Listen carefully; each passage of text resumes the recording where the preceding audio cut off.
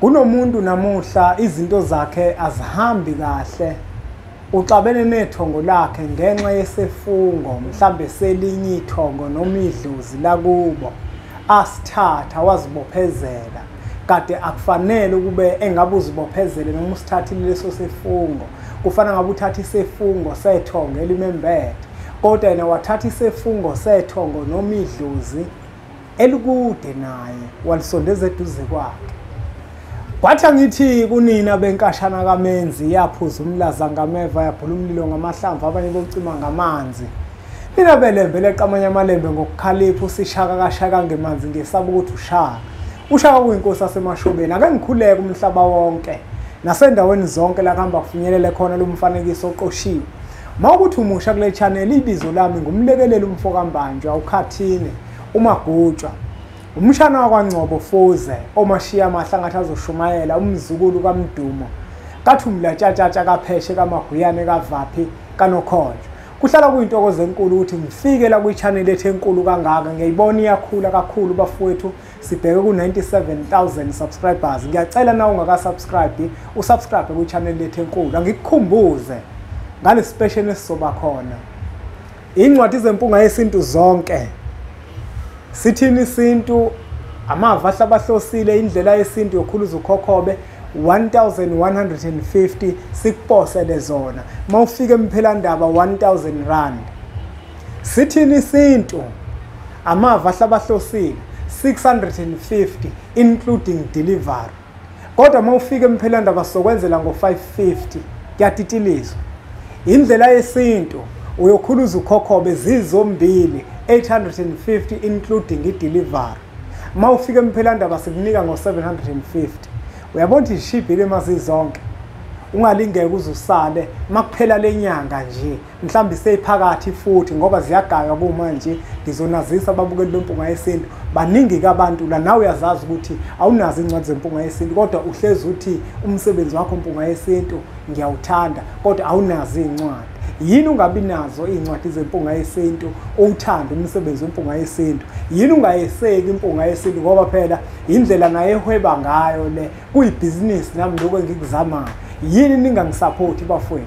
Aningeseki ngani 96,000 wabantu abakhona la kodwa incwadi zami abazithengile abantu. Ngiyacela ke bafowethu ukuthi nizithenge le ncwadi. Ngale kwaloko hayi umuntu wonke ofika emphelandaba uzithenga ngenkani. Nengihlangana naye endleleni wathi impunga yesintu usithenga ngenkani. Namuhla mbukelo wempunga yesintu ngifuna ukuthi sizojula kakhulu. Namuhla ngifisa sikhulume ngesefungo esenziwa umuntu emsamo wakubo maqede samjikela.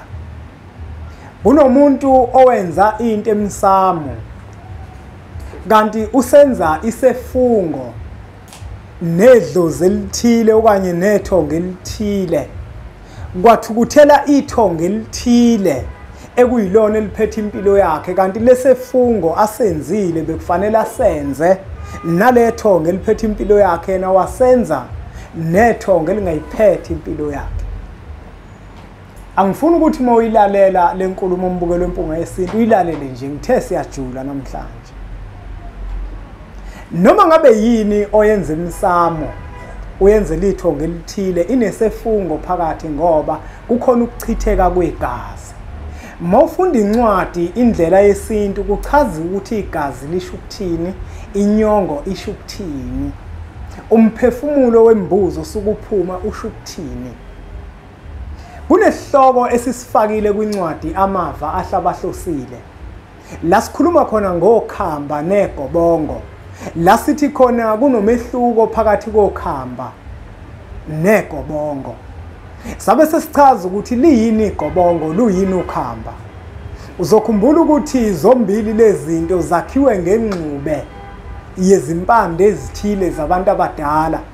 Kodwa umehluko la uba khona uba sekutheni ukhamba asikho isefungo osakhayo nabantu abadala kanti igobongo linesefungo osakhayo nabantu abadala. Angingangeni kakhulu vele usazothenga incwadi. Usazothenga incwadi. Amava ahlabahlosile. Fanele ithenge incwadi. Manje kunomuntu owenza into ethile ethinta abantu abadala wazibophezela kuyo.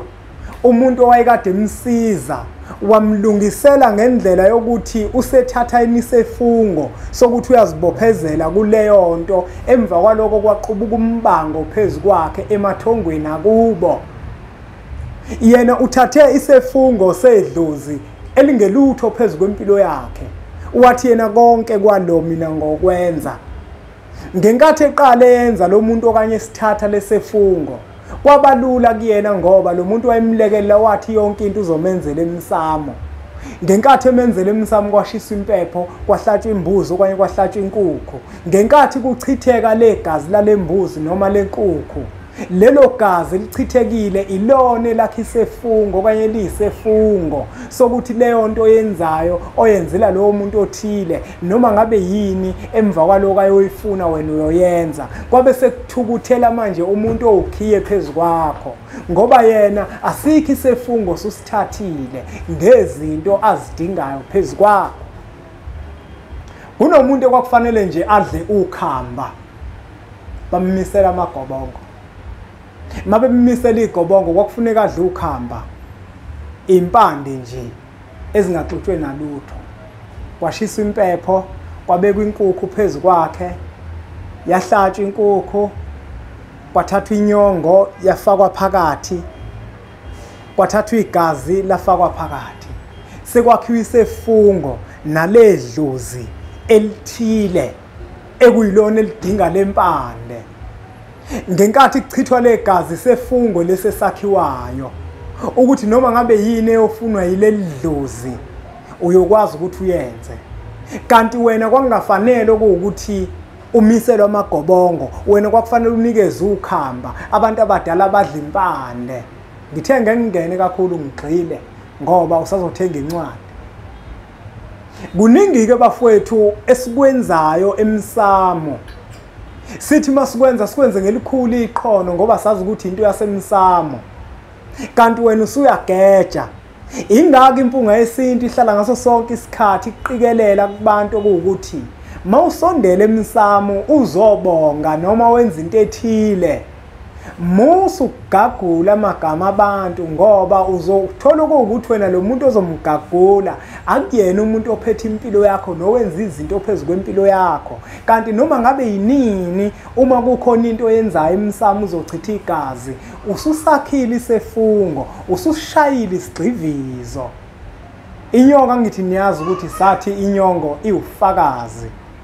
Ngoba noma isidalwa esikuwena ezinye okanye ezinye izidalwa zasekhaya zingaphika ukuthi cha umntwana wayengazi, kodwa inyongo iyama unifakazi ukuthi isefungo wasenza ngoba walichitha igazi phakathi kwekhaya.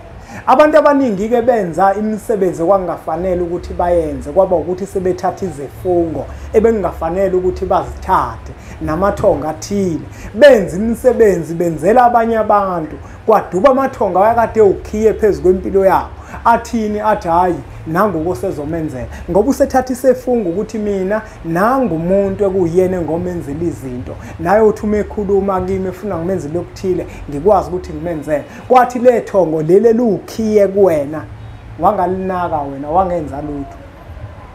Ngale nkulumo umbukelo wempunga yesintu ngiyafisa ukuthi umuntu nomuntu kuyona yonke into yasemsamo nento yemimoya phezu kwegazi lakhe engathi angadlihlupha ayicubungule ukuze athi uma eqale yenza ayenze ngendlela ekuyiyona. Enkathini namuhla abantu kuba kancane umuntu uthola ukuthi kuthiwa wena kufanele umisele ukhamba nje. Bonke abantu umuzwe wethu umuntu mina kuthiwa kufanele ngidle igobongo, kufanele ngidle igobongo, kanti hayi ukuthi bonke abantu kufanele badle amagobongo. Igobongo linesefungo phakathi ngoba igobongo lingena igazi nenyongo, kanti ukhamba zimpande zodwa ezingaxutshwe nalutho. Hayi bafowethu ngoba mhlambe lenkulumo ijule kakhulu indala kunabaningi. Ake sidingide la kuma comment section bese uyithola incwadi amava ahlabahlosile la sihlube khona udlu bekhasini ngokhamba negobongo. Le nkulumo esiyibhale lapha izokwazi ukuthi ikukhanyisele entweni eziningi nasentweni esithi masizenze emsamo uzoqonda ukuthi mawuqala uhlaba emsamo kuyingozi kangakanani ukuthi uhlabe kanti uhlabela umuntu ebengafanele ukuthi umhlabele. Kunabantu abenza imisebenzi bagagula abantu abathile kanti sebakha izifungo nalabo bantu kwabe sekuthukuthela abantu ababaphethe nabaphethe izinto zabo nabaphethe impilo yabo kwaqala izinto zabhidlika. Siyilungisa kanjani ke leyo nto? Into ebaluleke kakhulu iyona leyo ukuthi uma kusungenile esimene esinjalo ulungisa kanjani. Wadla igobongo kwakufanele umisele ukhamba, wadla ukhamba kwakufanele umisele igobongo. Konke lokhu sikulungisa kanjani, siphuma kanjani kulesi fungo. Woza sobhunga la eMphelandaba nazi inombolo zivela uyithinta impunga yesintu sike eThekwini KwaZulu-Natal sike West Walk e4th floor office number 420. Mawukude uyakwazi ukuthi ushayele ucingo silwenze uhlelo ngokwasocingweni. Impunga yesintu ke masizokhuluma isikhathi esu30 minutes ufuna ukuxoxa nami kuba u350 30 minutes u450 hour. Kodwa mawufuna ukubuza ubuze nje kumahala. Kodwa phela ke singandi kakhulu ungagcini sekuyingxoxo. Imibuzo uyafona nje ubuze ngikuphendule. Kodwa makuyingxoxo hayi kufanele ukuthi ke lapho ke nami ungihlangabeze phela ungijabulise. Isikhathi ke su30 minutes u350 esiyi-hour u450. Zikhona futhi nembiza abafowethu eMphelandaba. Usiza impilo imbiza lena kazifo zonke ihamba nopowder wakhona 400 mawufika eMphelandaba. Mawufuna sikuthumelele leyo khombo 550. Ikhombo yamadoda uchatha ndoda neyogathi yamadoda 450. Ayi bafowethu uyabona leyo khombo leyo ikhombo yangempela. Induku yegazi, induku yegazi nayo iyatholakala eMphelandaba. Uyaqhuma nje ugeze akubona ukuthi mhlawumbe izokwakhela izimanga kwashawacina akuyona induku yezimanga ungalindeli lutho mawugqumile ulindele ukuthi nje kuphela uzomukeleka kubantu igazi lakho nje lizoba lihle akekho umuntu ozovela afuna ukukushaya nje. Hayi kodwa ukuthi mhlawumbe igila izimanga ukuthi khona imali ozobe usuyithola uyawina awuwini lutho induku nje yokuzihlanza. Sithinteni ke bafowethu kuzona inombolo lezi suthatheke nomfanekiso oqoshiwe sudlulisele kwabanye abantu ngoba nakubona uzoba usizo olukhulu. Bese siqhubeke njalo subscribe kwi-channel yethu enkulu Impunga Yesintu TV bese sithi nje impunga.